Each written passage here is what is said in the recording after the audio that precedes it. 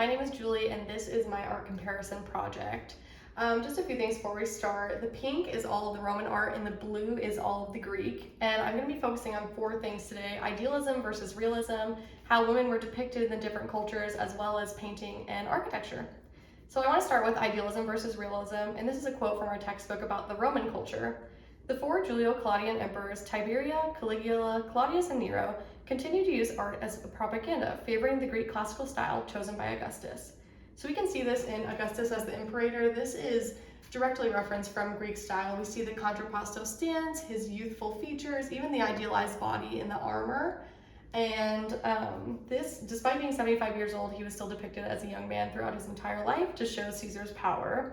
Much like the Greek, here we see Polykleitos of Ardos, which before we get to him, I have another quote about the Greek culture. At the same time, the influence of democratic ideals within Athens is evident in the humanistic elements of balance, symmetry, and order that are typical of classical art and architecture. So we see that balance in the classical art here. We see again that idealized body, the contrapposto stance, and the youthful face, just like Augustus.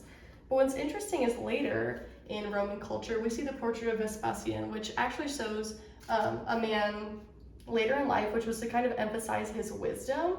In contrast, Greek culture we see in Laocoon and his sons went more to this hyper-idealized body instead of the older depictions as we see in Roman culture.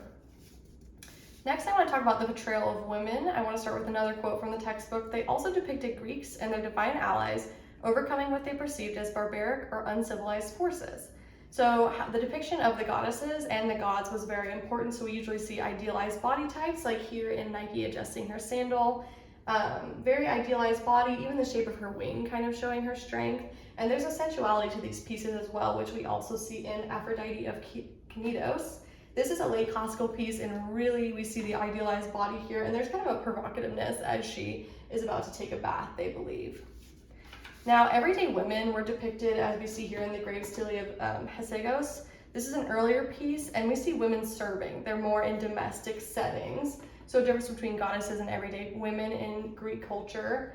All these kind of a direct contrast to the Roman women. We see in the statue of the Flavian woman, she's aging, she has more realistic body type. She's even in that contrapposto stance that kind of references Augustus there, and also the Cetus statue of Livia. This was actually Augustus's wife, and he wanted her depicted as kind of the pinnacle of Roman womanhood. It really emphasized her prominence, and yet she still had that realistic figure and even aging face a little bit, which was popular in Roman culture.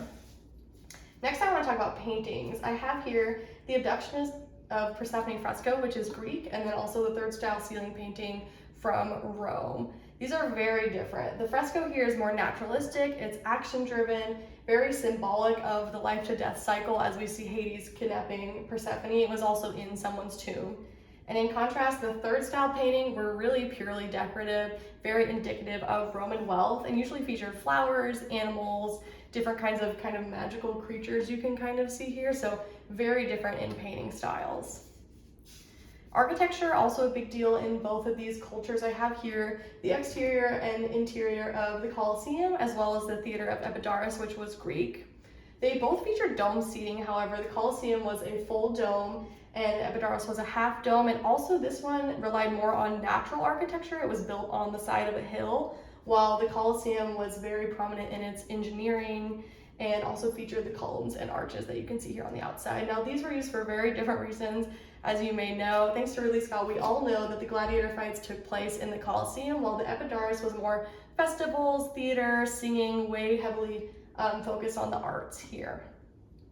For my everyday piece, I chose the LA Memorial Coliseum. This was directly influenced by Roman architecture, specifically the Colosseum. You even see the arches here on the front of the stadium. And I just think it's interesting how structurally sound these were, that this engineering still holds up today, and how we use Roman influence architecture for things like stadiums and theaters. So to conclude, Roman art is really focused on Caesar and his family, as we saw in these pieces, engineering and decorative painting, while Greek art really highlights the gods, idealism, and a lot of heavy storytelling. And that's my project. Thank you.